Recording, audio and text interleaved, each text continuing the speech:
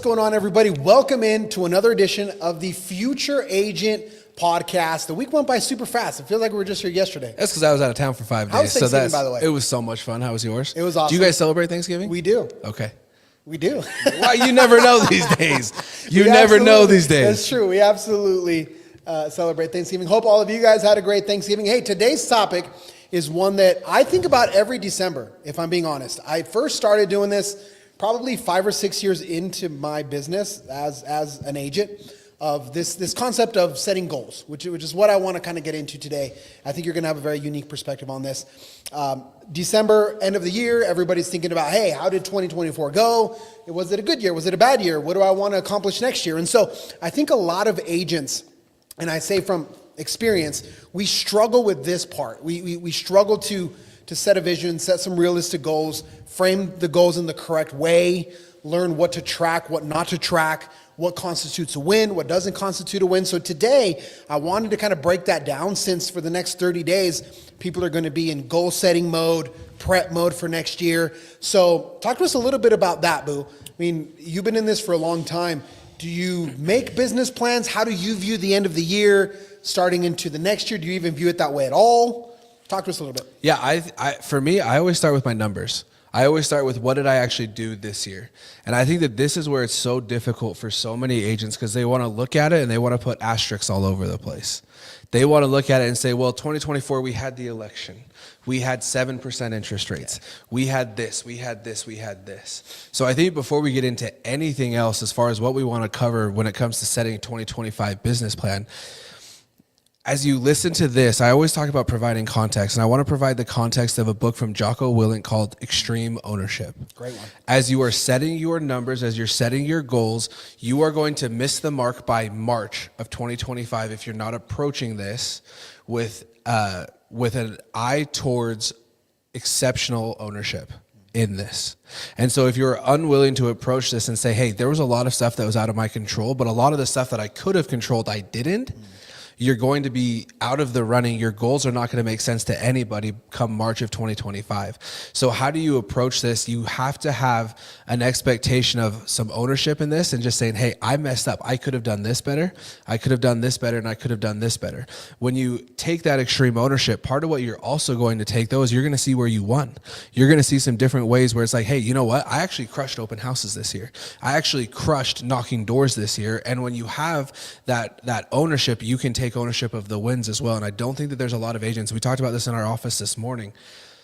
There's so many agents that don't want to take ownership for the good and the bad. Yeah. And if they were to tally up how many hours they're working versus how many hours they think they're working, two separate columns. Completely separate. So how do you get past that? How do you approach this and take some ownership? And how do you drop the ego a little bit to have that ownership? So I love the accountability portion, because here, I was listening to a podcast just a couple days ago, and I think it's very, very spot on.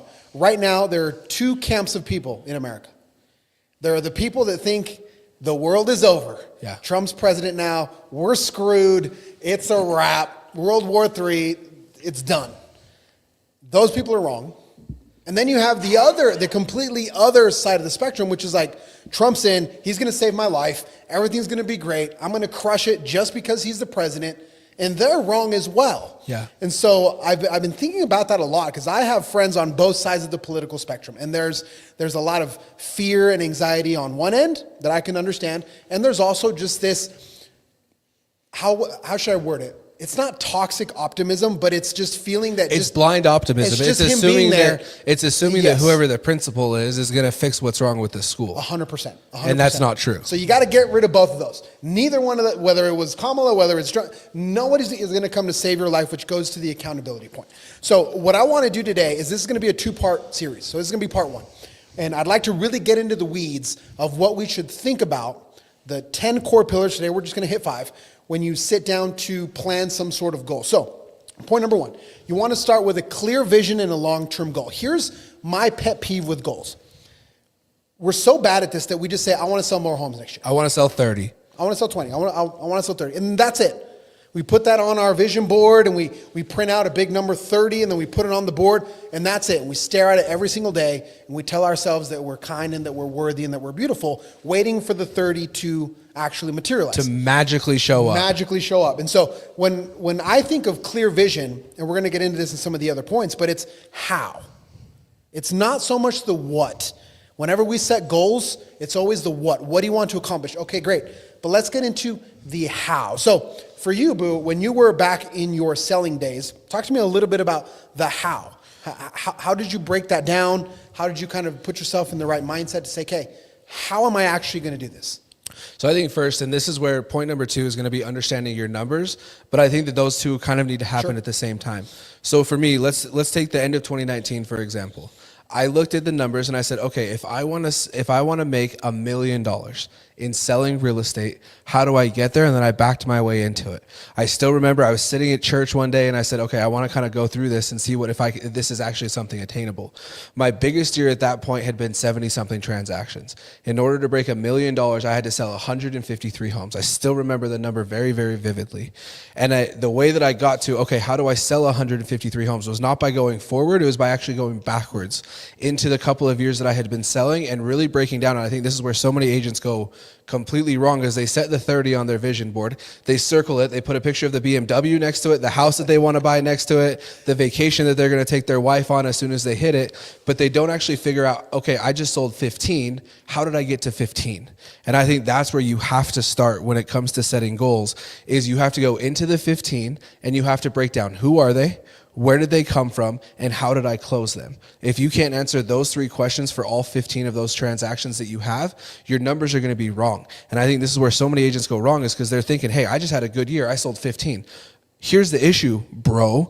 All 15 of those deals came from the team.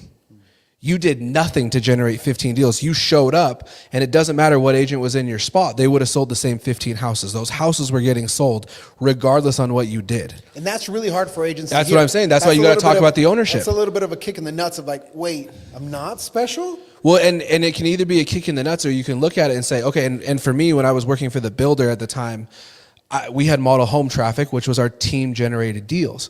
There was no way for me to scale my business to 150 transactions a year with 2 deals a month on average coming from the team generated lead sources. So you can either look at it as a kick in the nuts, or you can look at it as a way to say, hey, this is actually how I get to my numbers. Because if the reality is if you sold 15 from your team, the way that you go and double that to 30 is by taking in twice as many leads. If I had to guess, at least in our shop here, that's not an option. I'm not going to send you twice as many leads for you to go from 15 to 30. So how, going back to our original question, are you going to get there? You got to go and figure out where those deals came from and if it's realistic. I had a conversation with McKay in here earlier today, and he said, hey, I somewhere between 12 to 15 this year. I want to go to 24. I said, okay, how did we get there? About half of those, or the majority of those, about 8 to 10 of those came from Zillow, came from the paid team lead source, and 3 of them came from FSBOs. So he said, okay, your 12 are going to stay the same from the team. Those are going to translate over from 2024 to 2025. You did 3 FSBOs this year. Can you quadruple your input in order to get quadruple the output on the FSBOs? Do you know what his answer was? No. When you actually got into it, there wasn't a way for him to quadruple his input with for sale by owners. So what does that mean we need to do? It means we need to bring on an additional activity-based prospecting method in order for him to hit his 24. And that's where I think that the word strategy comes to mind. Because in his case, he could have just said, 24. FSBOs were good. I'm just going to go do a bunch more FSBOs. But you want to go as many layers deep as you possibly can. And you said something key, which I think speaks to the massive benefit of being on a team. You said, hey, you did X number from the team. Those are going to maintain. Those are still going to be there. Those are still going to be there. That is an underrated point. Yep. That is an underrated point. And that's why I think, and I agree with you, and we're so loud about this, that agents, if you can join the right team, you'll have the 6, the 8, the 10. I mean, how many is Brian going to do, even though he's a little bit of an anomaly? 23, most of those team generated. So if you're somebody that says, man, I have no clue with this prospecting thing, you join a team like ours where you're going to get some production just from showing up and doing the work. So that's on one end. The other point that I want to make is when you talk about the the activities, which goes to point number 3, building a lead generation plan. There are going to be 2 camps. So I love your point of, if you're already an established agent, look to the past, see what has worked, and strategically see if you can increase the output to get more input. But what about agents that are brand new?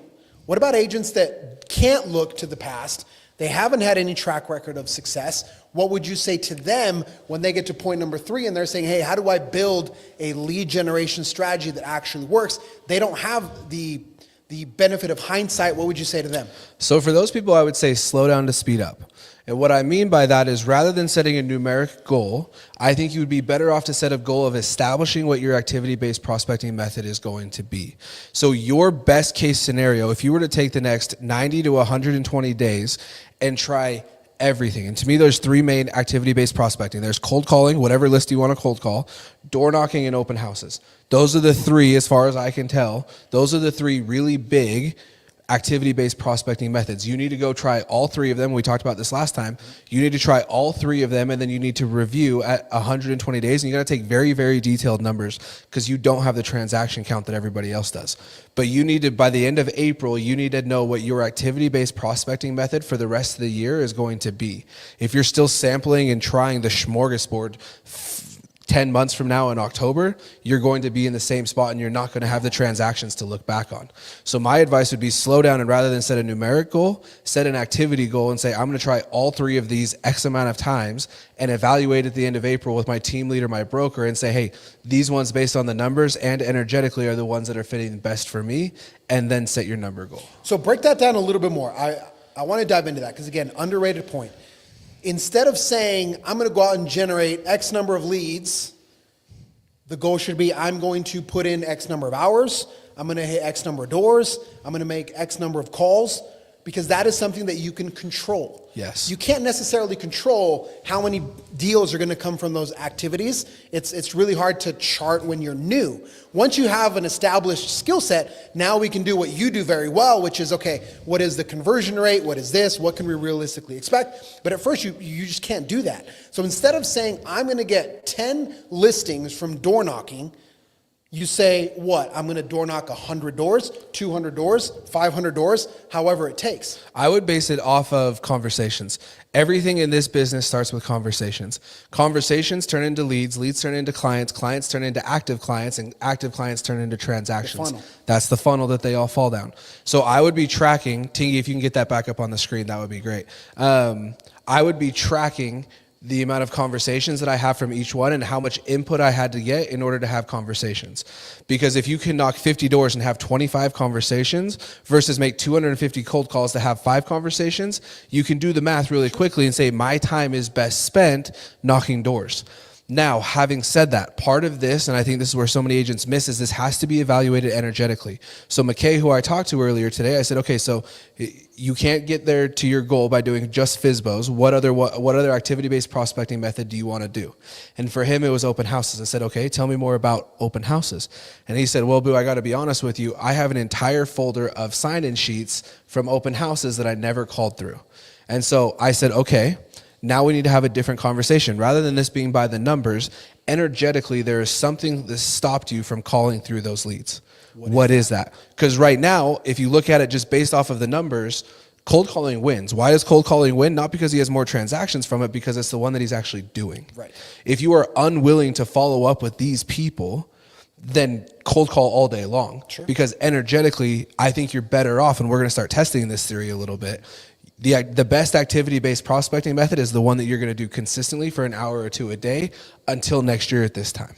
And the encouraging thing is that we know everything works. Like they all work. You look at agents across the country, there's all kinds of agents. So everything works. I think that's an encouraging point. So that's point number 3, build a lead generation plan. Can I add to that really quick too? Yes, for sure. I want to, before we move on to develop a lead nurture strategy, I think the two kind of go hand in hand. The conversation I had with McKay, I think, was very indicative of where a lot of agents find themselves.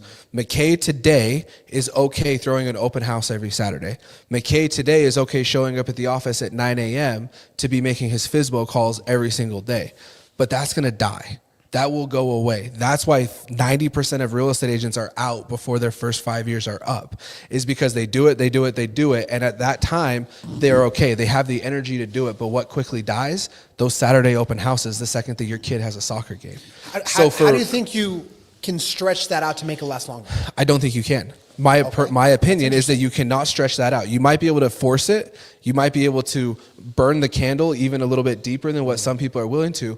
But what I told McKay is that in addition to all of this, we have to start working on your content creation strategy and your personal brand development for 15 to 20 minutes every single day. It's a little bit more of a passive strategy. Correct. It's going to take us, and I told him it's going to take us 12 to 18 months before you really start to generate a bunch of your business from building your personal brand. But if you're not working on it now and you get to the point where open houses have burned you out, and then you start to try to develop your personal brand that's going to kick you off deals in perpetuity, you're going to be too late. The boat has already left the harbor, you're burned out, and you're not going to have the 12 to 18 months to buy yourself in order to establish that personal brand. So if you're not picking your activity-based prospecting method while also having your personal brand being developed underneath for a few minutes every single day until it's to the point where it can carry your business, you're going to get to the point where you're year 3, year 4, and you're like, dude, I'm not doing any more open houses, and you don't have another option. Yeah, I love that. And I think, and this is actually going to be a whole nother episode, but you talk about your 3 prospecting methods. Remind us what they are. Activity-based? You have to have a paid lead. This is not mine. This is Sharon. So if Sharon's watching this, which please he is. I like to think he is.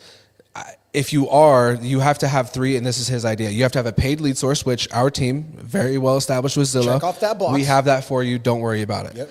Number 2 is an activity-based prospecting method, and the third is an organic lead strategy. So you just talked about activity-based. Correct. Where you're going to come in, you're going to That's your door knocking, your cold calling, your open houses. Yep. And the organic, which was your motivation to McKay to say, hey, we have to build this a little bit more passive. It takes longer. Bit of content. It takes longer. It's more exhausting. You're not going to see results. You could go knock doors and close transactions 90 days later. Sure. Very rarely are you going to step into your organic lead source within 90 days and have your business be fulfilled. So that's where I think so many agents go wrong, is that every team leader broker that they join is like, go knock doors, go knock doors, go knock doors, go knock doors. And then when they're like, I'm not doing this shit anymore, what do? There's nothing left. There's nothing left. So if you're not building all 3 of those simultaneously or working on all 3 of those simultaneously, the boat is going to leave the harbor. That was the analogy that McKay used today, and you're not going to have time to rebuild it. So it's layers, guys. Cakes have layers, onions have layers, ogres have layers.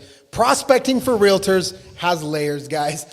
If you want to be in this 3 years from now. Yes. If you're trying to be 3 years, make as much money as you possibly can, and then walk away, pick your activity-based, crush it, and then as soon as you're burned out, go work at Walmart or something. Do whatever you want, If you're trying to do this in perpetuity, though, and you're trying to be a mainstay in the business, it's going to take you time to develop it. But the encouraging thing is once you build it, it's there. That's when this job gets fun. We talked about that last week. That's when this job gets fun. When you walk into a builder and they look at you and they laugh and they say, somehow I knew this was going to end up on your desk, that's when this gets fun. Yeah. You have to earn that, though. You have to work up to that, and you have to buy yourself time to get there. How do you do that? It's through the first 2 that we talked about, paid lead sources and activity-based prospecting. I love that. So point number 4, which is where I become a super nerd, develop a lead nurture strategy, right? Here's where I think I truly believe this is one of the strengths of our office, because you are all in on prospecting, generating leads, like what you just broke down. If you only took that part, you would double or triple your production.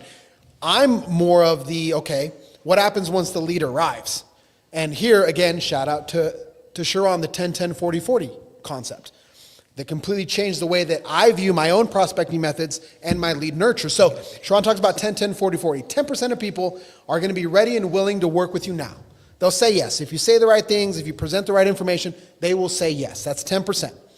The other 10% will never work with you no matter what. Ever. It doesn't matter what you say. Don't lose sleep over them. It doesn't matter. They don't like you. There's nothing you can do to win those people over. They don't want to talk to you. Most of the lead gen activities are focused on finding the first 10% and running or recovering from the second 10%. Right? We want people that want to buy today, that want to sell today. And if somebody tells us to F off, we get all up in our feelings and we're sad for the rest of the day. But that leaves 80% of people out there on the table. And he breaks this down on the other 40. The other 40% of people might work with you, but they need information. They don't know that the program exists. They don't know how much equity they have. They don't know about the incentives. They don't know. The second 40%. The last 40% might work with you, but they need time. They need to file their taxes. They need to work on their credit. They need to do something. They're in a lease for another 9 months, something. Exactly. So the key here is when you talk about point number 4, developing a lead nurture strategy, is how do you cater to the 80%? Not to the 10 that's going to say yes today, not to the 10 that's never going to say yes no matter what. But that's where I think that agents, we all fall short. What are you doing for the 80%? What are you doing for the people that need information and the people that need time? Yeah, and I'm sure that everyone that's listening to this is going to roll their eyes and be like, dude, I've listened to a couple episodes of this dude, and he will not stop talking about social media. I know that that's what people are thinking, but let me break this down for you. Social media is so powerful because it's a two-prong approach. Number one, it's the easiest, simplest, best lead generation tool that I think exists in our current market. The second that it isn't, I will stop preaching it. Until it is, though, I'm going to die on the hill. But number two, I think it is the single best CRM that exists on the marketplace. Why? Because if somebody pays attention to you once, they like, they comment, they share, they swipe up on a story, they do something, what is that algorithm going to be feeding them for the next 12 months? Yourself. Tony Acosta. Yep. And it is going to look like this dude is everywhere. So I have multiple agents. My clientele currently is builders and agents. I have agents in here that are like, I watched you for 4 months before I swiped up on something, and you look like you were everywhere. Why? Because my stories were the first story that they saw at the top. My posts were the first posts that they saw at the top. Why? Because they liked and commented on it one time. So if, once again, going back to social media, that I think is the single most effective CRM. If you want to look like you are everywhere all the time to everybody, social media is the single biggest tool that you can possibly be using. Outside of that, to me, I think the best CRM that you can be using is the one that you're actually going to do. To use. Just like activity-based prospecting. Yeah. Energetically, what is it? If it's a Google Sheet for you, great. I think you're missing the mark on a couple of things. I think there's a couple of things that could be better than a Google spreadsheet. But having said that, whichever one you're going to do is going to be the best. Yeah, there's so many CRMs, so many platforms, so much software. It's really easy to get lost. So again, you might be somebody that's super technical that wants a Lofty that gives you all sorts of bells and whistles and things and automations, or you might just be a Google Sheet guy, which again, if even a Google Sheet is better than nothing. Even a Google Sheet is better than nothing. So how do you categorize your people? Where do you put them in buckets? How do you organize the information? And okay, I have to reach back out to Susan in 90 days because she had to file her taxes. Or Johnny's lease is up in May. When do I have, like, all of that information, if it's not stored somewhere, you're going to miss out. You're going to absolutely miss out. And so one of the big things that I think agents should do, and here's where you and I disagree a little bit, I would have agents do this before, because if you don't, it's harder to build it when there's already water coming into the boat. When there's 75 people in the... It's hard, and you're already getting calls or people saying, hey, you were supposed to do this, you never called me back. All of a sudden you start seeing your friend or your family member bought with someone else, and the intensity and the stress level starts to rise and rise and rise. So agents, the question is very, very simple. Where are you keeping your lists of people? Where are you putting your notes? How are you reminding yourself what needs to be done and when, so that you can go after that 80% that is going to need time or that is going to need information? And to your point, I think social media absolutely can fill both buckets, because at the end of the day, it's top of mind dynamics. That's what it is. I mean, I talked about this on Threads the other day. 75% of consumers work with the very first agent that they contact. Why does knocking doors work? Because you're knocking on the door Right and there. your timing is perfect. Right. How do you make sure that your timing is perfect for everybody? It's staying top of mind always for everybody. So it's understanding social media through that lens. It's not about getting 1 million views. It's not about getting having the 5,000 views. followers. It doesn't matter. Does not It doesn't matter. matter. It doesn't matter. Anything you want to add to point number 4? Yeah, this is one that I really struggled with, and I do think that this can be market specific at times. When I was selling in 2020 and houses were transacting like crazy, you could list them for 1% and still sell them. Yes, I did that. I think that the CRM became a little bit not as much needed, if I can say that respectfully to people that are CRM junkies. At that point, it was, I have to work with the people that are in front of me, and I don't have as much time to nurture people because these people are so hot. If that's the case, then I think that the strategy needs to change a little bit. In today's market, where people are taking longer to transact, you absolutely have to have something in place, because you cannot be touching everybody at the same time like you need to be. 100%. So that's number 4, develop a lead nurture strategy. Number 5, create systems and processes for efficiency and scalability. All right, so this one, I'm passionate about this one as well because I feel like in order to scale, things need to be as simple as possible. In order for things to be simple as possible, they need to be repetitive. You need to know and have down, what does your buyer consultation look like? What does your listing presentation look like? Do you do it the same time, the same way every single time? Outside of the normal subjective nature of the conversation, but how do you run open houses? How do you run content? Is it Thursday mornings? When are you recording? Time blocking, time management. All of these things are systems that are going to allow you to check off all of the boxes that you need to check off. But if you're the way I was at first, where you're just all over the place, there's no rhyme or reason, there's no structure, then a lot of those boxes remain unchecked. And because they remain unchecked, you lose out on business. Yeah, this is why I think you see so many agents operate in the wave pattern. Yes. They go up, they prospect like crazy, and then the second that they have 2 or 3 people under contract at one point, prospecting immediately goes out of the way. So I think part of creating the system and the process is establishing your day, establishing your week, and establishing your month. If you do not have processes in place and systems in place to make sure that your prospecting does not change, regardless on how many transactions you have in the pipeline, you're going to be chalked. The most I ever had in a pipeline at one point was 168 people under contract. How do you get 168 people under contract? It means that when you have 50 under contract, you're still prospecting. When you have 100 under contract, you're still prospecting. When you have 150 under contract, you're still prospecting. Now, having said that, prospecting is part of it, but you also need to have the systems in place so that your business doesn't have to slow down just because you get a couple of people under contract. And I think that that's where the majority of agents are excited to spend their time. So where does it naturally fall to? Prospecting is not sexy. For me, I think this is where what makes me the anomaly in this business is that's my favorite portion. Yes. Once somebody goes under contract, I'm bored. Like I hate the transaction at that point. So how do you get it to that point, and then how do you manage it once it's under that point? If you do not have systems in place, and I think that so many agents don't because it happens so infrequently in our business, 70% of agents do 4 transactions or less in the state of Utah. Not a lot of reps. Do they have systems in place to manage 4 transactions a year, 1 a quarter? Absolutely not. So then when they want to double their business and go to 8 in a year, and all of a sudden they have 2 under contract in a quarter, what dominates their time? Those 2 transactions. Yeah, and we keep going back and forth. And a very real life example from this team, if I might shout them out, is we just hit 1,000 deals. Yeah. As a team. First team in Utah history to do that. Closed, not under contract. Closed. 1,000 closed. Now, if you had to guess, Boom Addicts, today, if you had to guess, if you had to put your money where your mouth is, in 2025, do you think the Perry Group's marketing budget, lead budget, increases or decreases? I can already tell you I have personally increased it. It increases. I have already personally. So, but we as agents, we don't do that. If the Perry Group Our operated expenses like increase. an agent, Our expenses increase, but our marketing budget for our business does not increase. But here's where I want to go with that. If we operate like any other agent, we'd say, we sold 1,000 deals. We're good. We don't have to spend as much money. People already know us. We're good. We can reduce the spend and just kick back and relax. We're doing the exact opposite. And so when things are going well, that's the time to increase the output, not decrease it.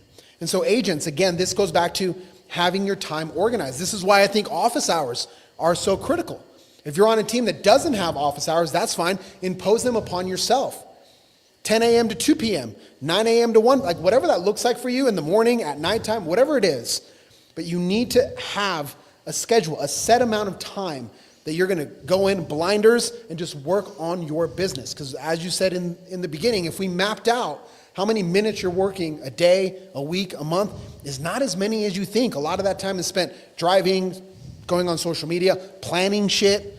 How much time are you actually working? Increase that time with the right activities and you'll be just fine. And then you'll still be able to maintain your way of life regardless on how many you sell. That's where I think that those office hours are so important and so vital, is that you can live your morning routine, come in here, and for 4 hours a day, you can sell as many houses as you want to. The year I sold 200 and some change, I played Call of Duty for an hour a day in the middle of my day. I would come in and I would usually start at about 9 or 10. My marketing would be done my prospecting would be done between 8:30 to 10:30 most of the time. I would spend till about 2 or 3 o'clock working on the business.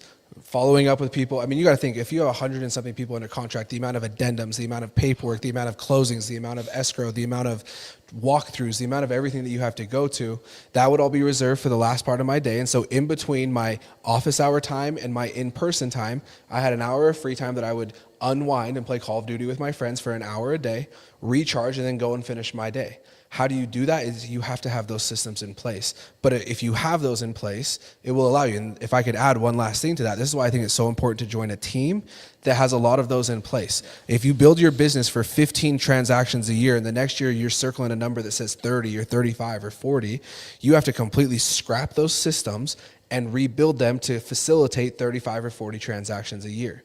If you are with a team that is on pace to do 1,000 this year and already has the systems in place to do 1,500 or 1,600 next year, you just plug in. You just plug in. And that is worth, in my experience, whatever cost you have to pay to be able to do that. So the punchline, agents, for all those listening, is build systems and habits for the business you want, not for the business you have. So I love that point. If you're at 15, great, that worked for 15, those same strategies and number of hours, number of output is not going to work if you want to get to 30 or 40. So in recap, this is part number 1 of our 10 steps to a real business plan for 2025. Point number 1, start with a clear vision and your long-term goals. Point number 2, understand your numbers. That includes your income, your transactions, your budget. So as Boo was mentioning, reverse engineer it, work backwards. Point number 3, build a lead generation plan with consistent prospecting. What are your activity-based, paid-based, organic-based? You want to be very, very clear on those. Might take a little bit of trial and error in the beginning. Put in the work to do those, and then focus on the ones that work the best. Point number 4, develop a lead nurture strategy. What happens after the lead gets here? 10, 10, 40, 40. How are you solving for the last 80% that need information or that need time? And point number 5, creating systems and processes for efficiency and scalability. All of these things go into building a plan that actually has a shot to get you where you want to go. Tingy, we flip over to StreamYard really quick just so we can see. Guys, if there are any comments, these are always live. Yes. So if there's ever anything that you guys have any questions about, we are more than happy to take a couple of minutes at the end and address anything that people have specifically. Other than that, though, this is going to be happening every single Monday, 2 o'clock Mountain Standard Time. We have the systems in place, and this is going to be done. Like, comment, subscribe. Let us know down below what it is that you want to see more of. The goal with the Future Agent podcast, when we put our heads together and said, what is a name for this thing? Our goal is not to be creating content for agents today, but that agents are going to need content around what agents are going to need in their business 2, 3, 4, and 5 years from now, because it is changing. What is going to be required and asked of an agent is going to change dramatically, in our opinion, over the next 3 to 5 years. So make sure you're subscribed, and we'll make sure that you're ready for when those changes do come. We'll see you guys next time. Love you, Zach.